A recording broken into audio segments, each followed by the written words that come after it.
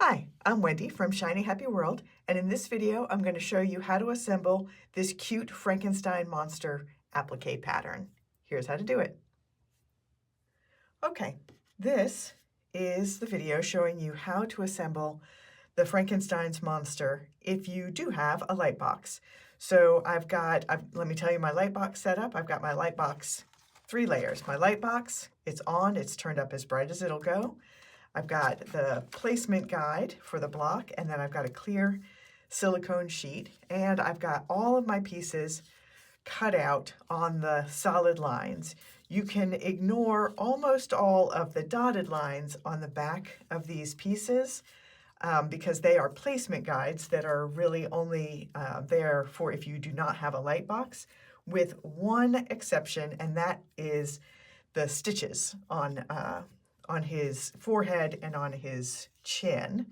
So I am going to transfer those to the front side of the fabric so that when I have everything assembled, once I've peeled off the backing and assembled everything, I have these to follow with my stitching. So I'm just going to transfer that. You can see those lines right through. And I'm just using a fine tip Sharpie, nothing fancy. It is a permanent pen, so you do want to be careful transferring the lines, but you're going to stitch right over these lines, so it doesn't matter that it is a permanent pen. All right, so now those are prepared. Now we can start putting everything together.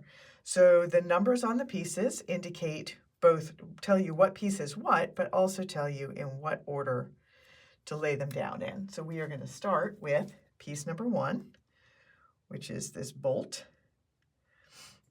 And number 2 is the bolt on the other side of his neck.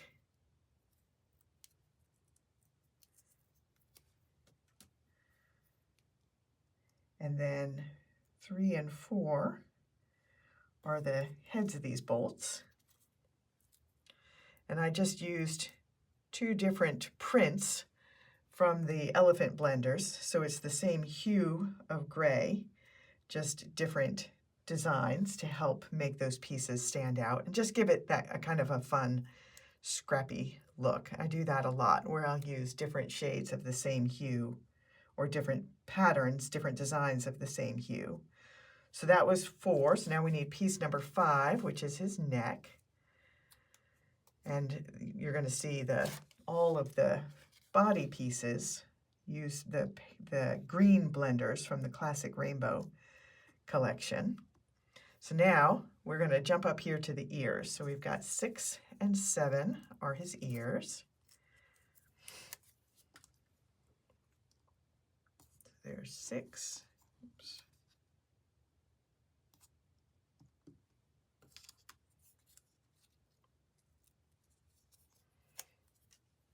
And 7.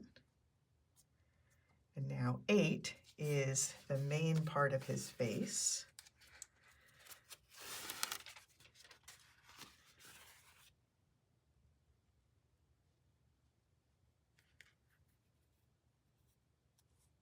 There we go. All right, so now let's see. We've got, there we go. 9 and 10 are his teeth. If you have trouble seeing any of these pieces through, seeing any of these lines through the fabric, if you just push down, just touch it and make contact with all 3 of the layers, the lines will show through much easier. So there we go, 9 and 10. And now let's see, 11. Oh, 11 is very clear. That's his very stylish haircut.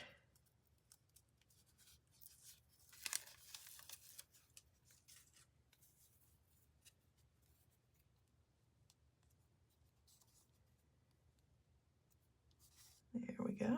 All right, and now 12 and 13 are his nostrils. Very small little ovals. If you don't want to applique something this small, which it's doable, but I understand that it is not as much fun as appliquing larger pieces. You can use some black fabric paint, or there are some other options. The pattern will have a link to a post where I've got all kinds of different options for small pieces if you don't want to applique them. All right, so that was 12 and 13. Now we're going to do 14 and 15 are his eyes. And let's see.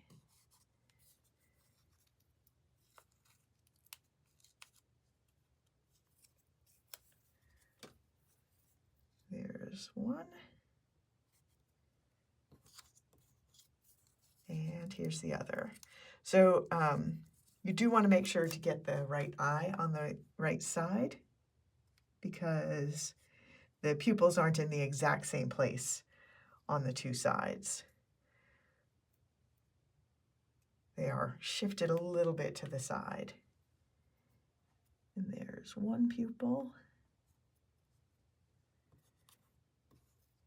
And the other one.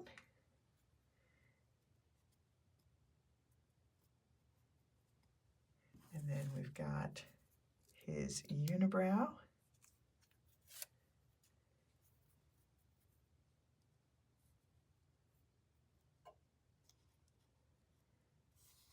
Here we go. And last but not least is his jaw. And I designed him with a nice underbite, which I love monsters with underbites, but it also means you don't have to freestyle stitch a mouth in there. There we go. All right, so I'm going to carefully lift this up, silicone mat and all, carry it over to my ironing board, fuse everything together right on the silicone mat. I will let it cool, I'll peel it up, and I will fuse it down to the block, the actual background block. That's the permanent fuse. Then I'll do all of the outline stitching, and I'll bring it back and I will show you the finished block, and also show you a second version that I made in very slightly different colors so that you can see two different options. Okay, here is the finished Frankenstein monster. So this is the brightest version that I did. The monster is a bright peridot green. This is from my Gemstones collection, all of these green fabrics. And the background is the purple from the Classic Rainbow collection, and this is the medium purple. So I've got another version that I made. This one I think of as a little more of a baby version, if you want to make a baby monster quilt or a baby Halloween quilt. So this one I used the light version of the purple. These are the pre-printed blocks that I have that have the quilting lines printed right on the fabric. And then this monster is made with the green fabrics, also from the Classic Rainbow collection. So all of these are from greens. And then I've got one more version that I made. So this is a version that I made. I'm thinking about doing a bundle of all of the classic movie monsters. So in this one, I did the monster all in black and whites. So these are all shades of gray from the Elephant blenders. So it's the same hue, just different tints and shades. And then the background block is a bright green, also from that Classic Rainbow collection. So it is just bright, pure, saturated green. So those are the three different versions that I made. I'm Wendy from Shiny Happy World, and I will see you next time.